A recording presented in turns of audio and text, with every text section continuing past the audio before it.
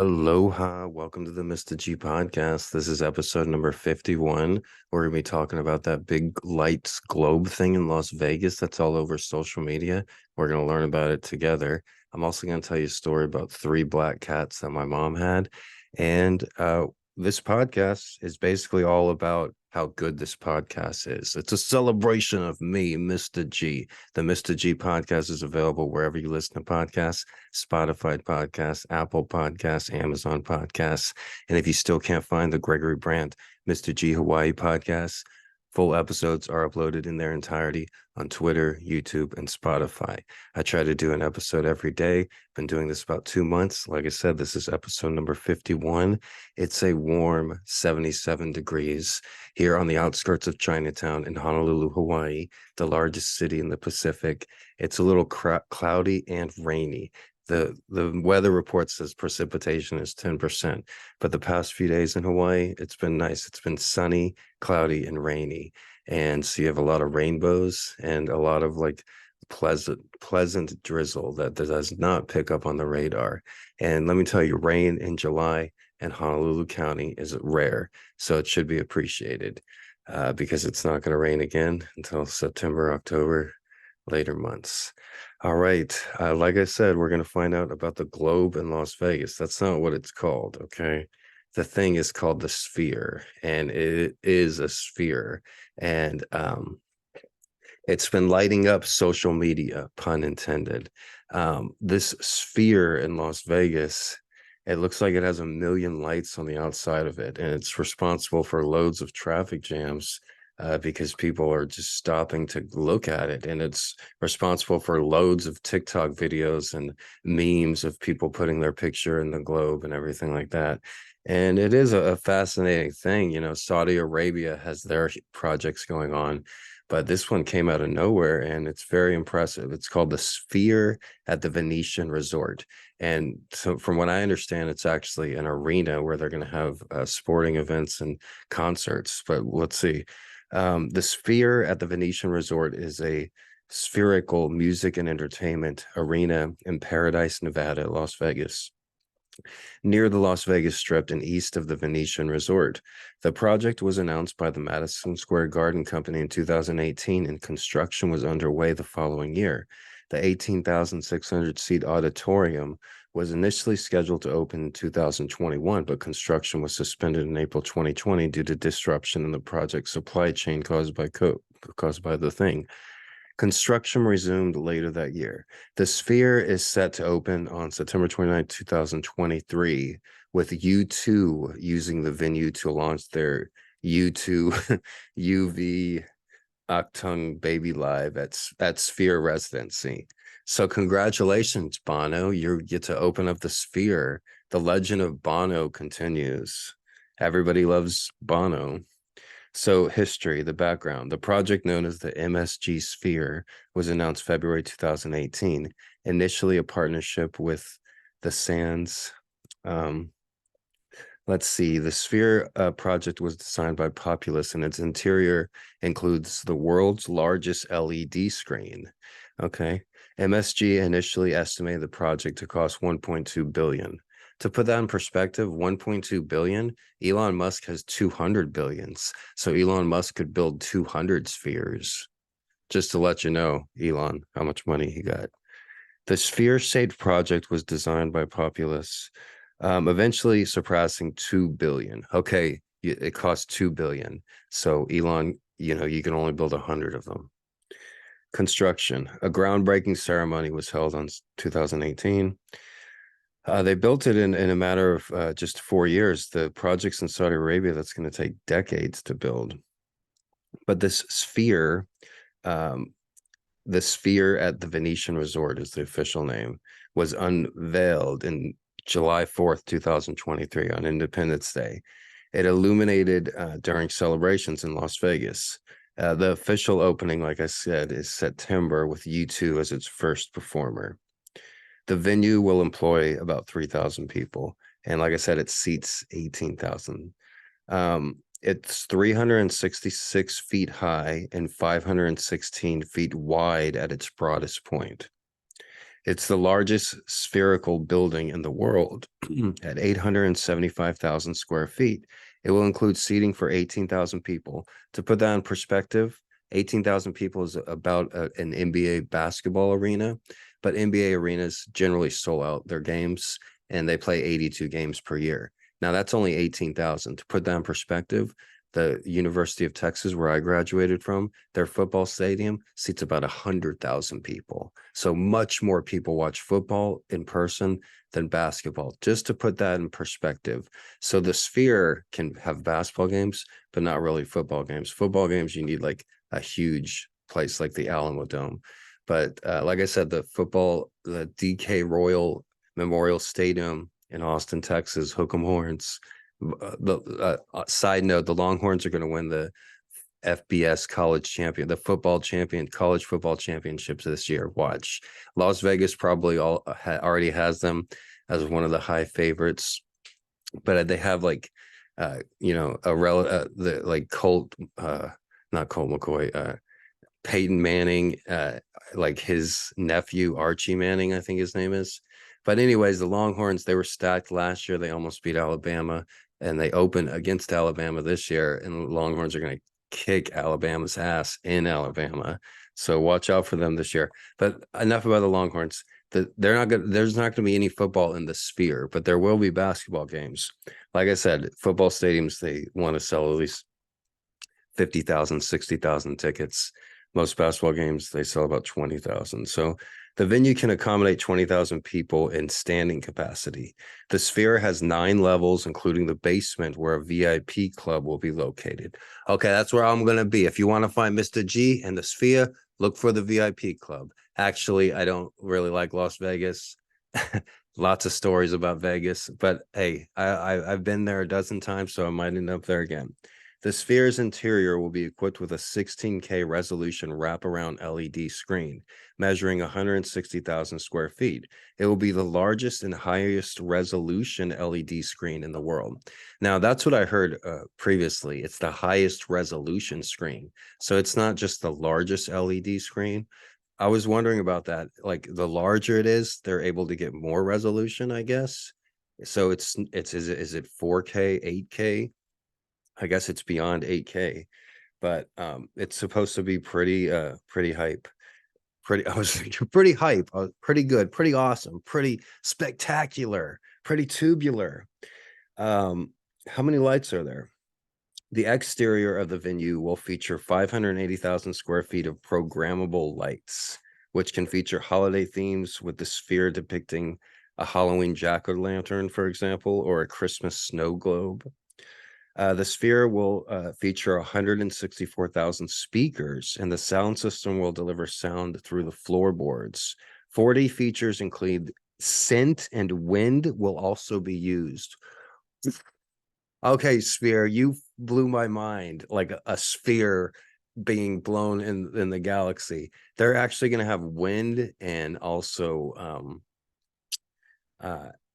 scent. So that is a concert. You are opening a concert September 29th, 5 days after my birthday. If anyone wants to give me an early birthday present, that is the tickets, the opening of the Venetian Sphere in Las Vegas. Where I didn't care about U2 before, but now I hear the scent and wind because they're gonna try those features during the concert. That's gonna be a one-time event. Never in history have you been to a huge concert and they have like scent and wind. That's crazy. And that's awesome. And also from what I learned about the Sphere, the outside lights is something that's really great and incorporates the entire community because not everybody is going to be able to afford seats to the Sphere. Las Vegas, it's one of the largest cities in the United States. It's the fastest growing city in the United States. And having it out there, right there where everybody can see on the highway, where people that have never been to Vegas and never will go to Vegas, you can see the Sphere on social media. You can see all the lights, and that's free to the public. And that's an awesome thing. So congratulations to the Madison Square Garden group for doing this Sphere. I tip my hat to you, Madison Square Garden group. The most historic arena in the United States is the Madison Square Garden. They've been having shows there since the 1800s, and It's the number one basketball venue as well. But for reasons like this, they always are historic and in the United States, memorable moments. So the Sphere, awesome. The arena will primarily host award shows and concerts in addition to other entertainment events. So if you weren't aware, the Las Vegas is having a new expansion team for the NBA. It's right now it's going to be called the Las Vegas Vipers. They might change the name, but the commissioner of the NBA is looking for expansion, is looking to expand with a certain number of expansion teams, but Las Vegas is right at the top of the list with Seattle. Those are the two cities that are definitely going to get a basketball team within the next few years. The Seattle Supersonics are going to return with a new Seattle Supersonics, because the old Seattle Supersonics are now the Oklahoma City Thunder. So it's kind of what happened in the NFL with the original Cleveland Browns and the Houston Oilers. But with the new team, they're going to be called, I'm pretty sure it's going to be the Las Vegas Vipers. And I don't know if they're going to play at the Sphere. They're talking about building an entirely new arena. Las Vegas that has money, and that money was not built on on people winning money in the casinos. That was built on the casinos winning money, and they've been able to do it for the last 100 years almost. And the best food, restaurants, nightlife, entertainment is the place to be. Las Vegas, and it's Sin City. So me and Las Vegas haven't always seen eye to eye, but yeah, it looks like a great place. Like it says, it's gonna have award shows and concerts. I imagine the upcoming NBA is going to have a big part into it. The NBA is opening a massive NBA center in Las Vegas. So, though not designed to fit a traditional arena for sports such as basketball or ice hockey, it can host ring events such as MMA, as well as esports tournaments. The property will include 304 parking spaces. Oh, okay. That sounds pretty efficient. 18,000 seats and 300 parking spaces. Good luck. The property is also includes available parking in the Venetian and Palazzo Hotel. There are plans to build a new Las Vegas monorail station to serve the Sphere and the Venetian. So it's not far from the main strip in Las Vegas. So yeah, that's the Venetian Sphere, with all of its lights on the outside and all of its speakers on, and the largest LCD screen on the inside, as well as new elements like wind and scent. So if you're going to see a show, you want to see it at the Sphere in Las Vegas. All right. Briefly, I'm just going to talk about three black cats. So my mom, she had three black cats.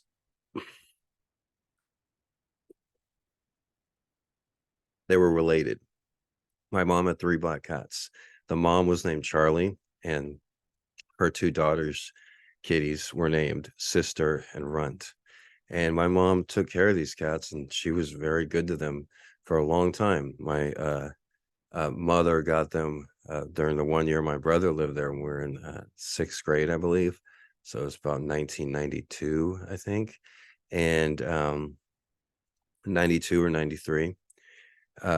And these cats, they ended up living over 20 years. So this was in 1993, and my mom took really good care of them, took them to the vet, and they were inside outside cats, and they lived at my mom's house. And my mom lived in a middle class neighborhood, a lower middle class, I would say. And the kitties would go inside, outside the house. They had litter boxes inside, but they could go in and out as they pleased. And they were fed every day and given good health care. And my mom's husband, Guy, was really close to the cats, and he was a big guy. And the black cats would all sleep on him, sleep on their bed, because my mom and him slept in different bedrooms. And so the three black cats would sleep on the king size bed, and that was their bed for 20 years plus years. They all three cats lived over 20 years. And the thing is, this when my mom got them in 93, my mom passed away in 2003. So in that house.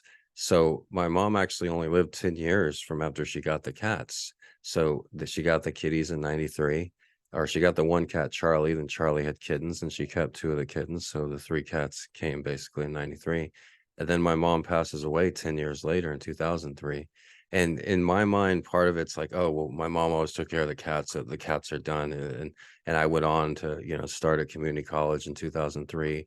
And then I transferred to the University of Texas in 2006.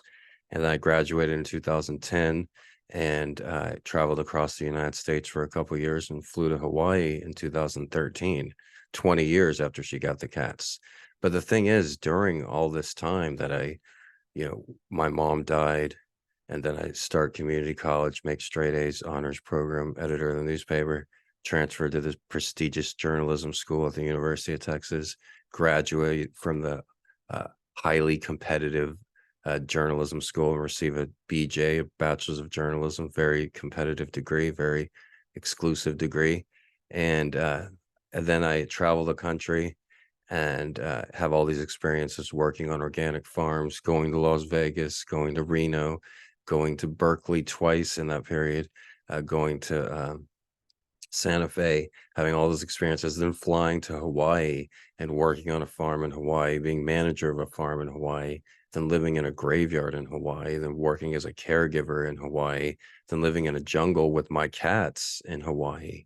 And during all that time, those three black cats, Charlie, Sister, and Runt, were doing the same thing that they've been doing since 1993.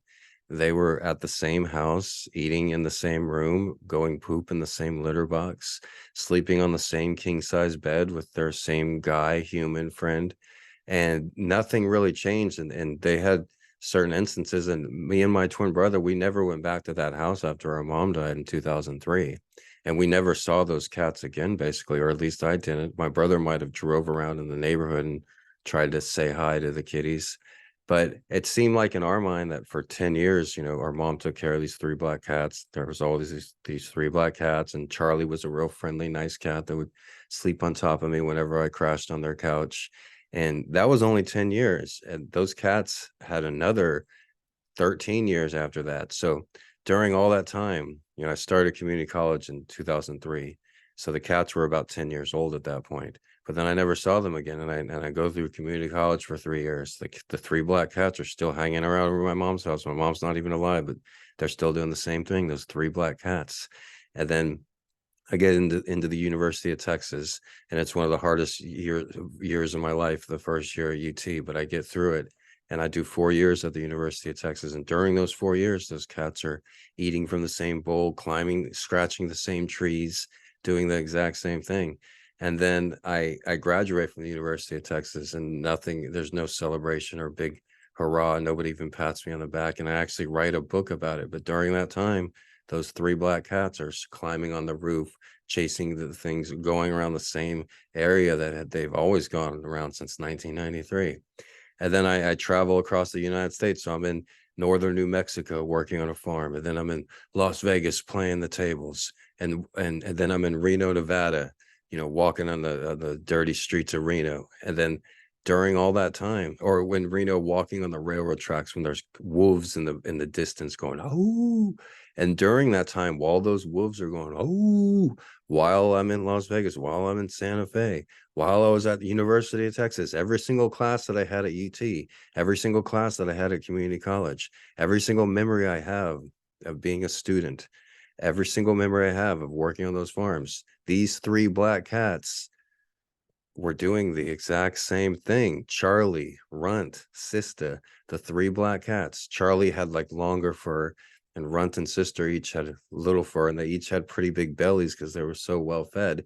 But during all those experiences of me running across the United States, going to community college, working my ass off, working at the newspaper, working at this job, working at that job, being a newspaper delivery person, during all that time, at that exact moment, those three black cats were at my mom's house. My mom had died in 2003. So 10 years later in 2013, 5 years later in 2008, they're just doing the same thing, going in and out of the garage, using the litter box, occasionally looking up at the TV.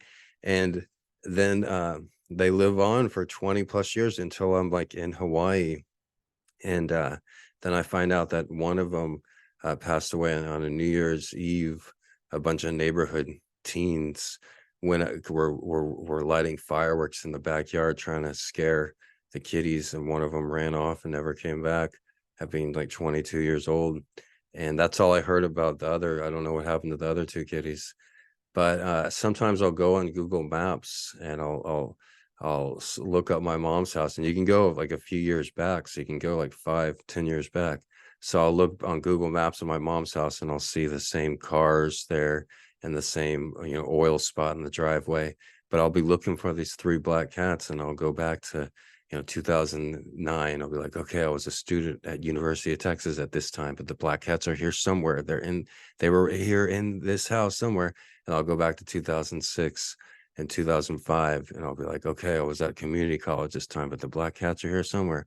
Or I'll go back to 2012, and I'll be like, okay, this was when I was in Seattle, but during that time I was in Seattle, those three black cats are doing the exact same thing that they've been doing since 1993.